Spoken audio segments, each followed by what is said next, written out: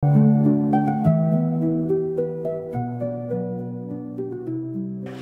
in hierdie spoortrappe reeks in Christus wees, waar ons spoortrap of leer van spoortrap, is daar 'n derde beginsel.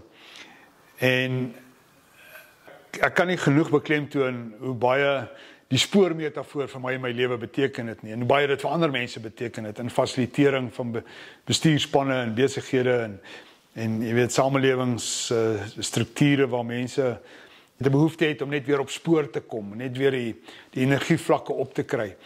En een van daai beginsels, die derde een, is dat jy gefokus moet bly. En wat dit beteken, letterlik sou mens kon sê, jy moet nie jou oë laat dwaal nie, jy moet nie wegdwaal nie, jy moet nie afdwaal nie, jy moet gefokus bly.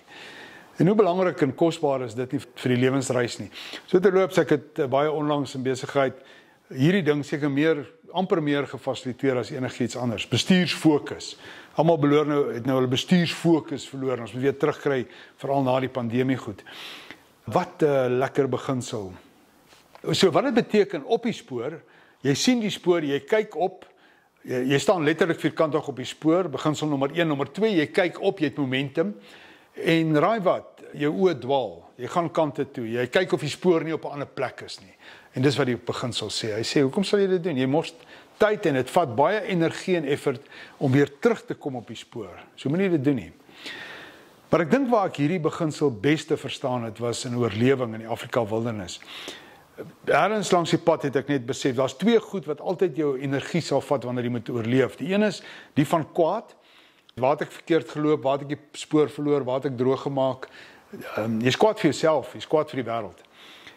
Dis kwaad, en die ander een is vrees.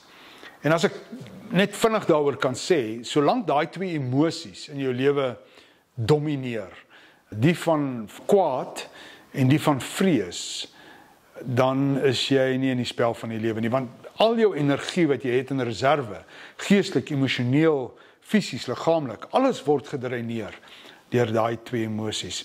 En ek dink ons besef nou ook na die pandemie weer, dat om kwaad te wees, as gevolg van wat gebeur het, isolasie, onsekerheid, al hierdie goed, is seker die mees vernietigendste emosie wat daar is. En hoe ek en jy moet arm druk teen dit, is om weer ons selfwaarde terug te eien, om ons identiteit weer vas te trek, om te weet wie ons is, ook in Christus.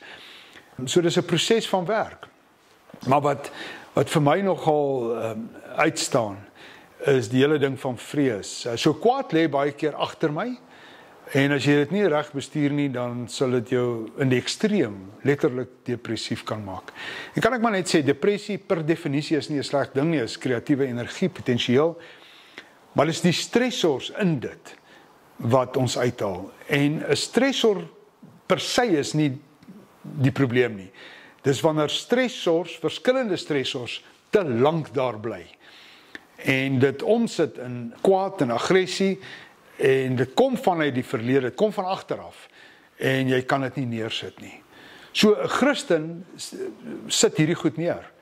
'n Christen kan nie swaar hardloop nie. Jy kan nie in Christus wees en by die hoër doelwitte van jou lewe uitkom en 'n sinvolle lewe hê, as jy heeltyd al hierdie bagasie met jou saamdra nie.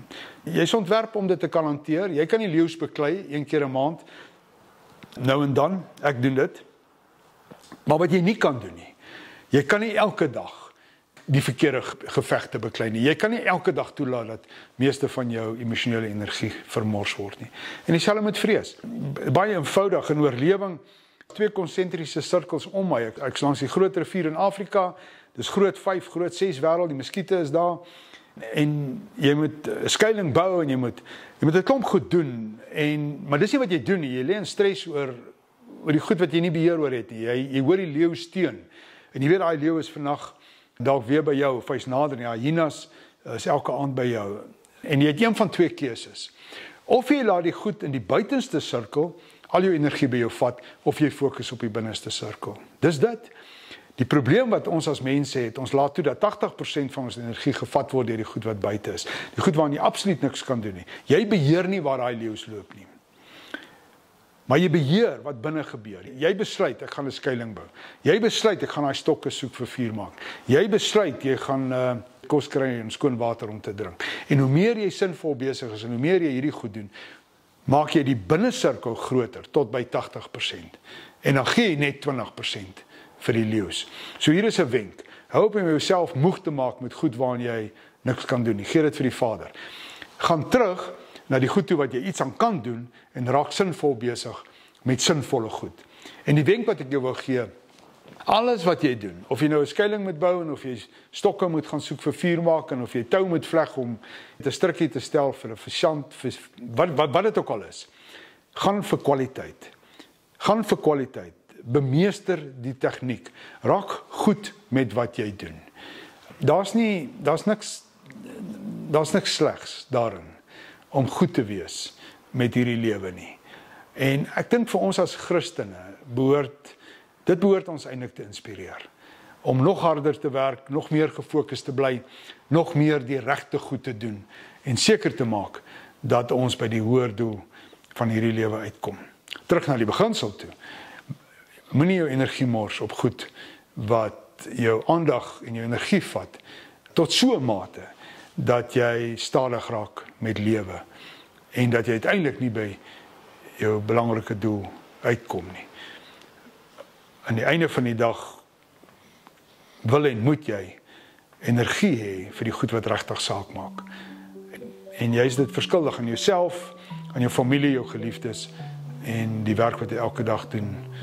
Almal het 'n verwagting dat jy okay sal wees. Wel, Christene is okay en hulle laat goed gebeur omdat hulle gefokus is op dit wat regtig saak maak. So rook hierdie beginseltjie in jou pyp soos jy vorentoe gaan.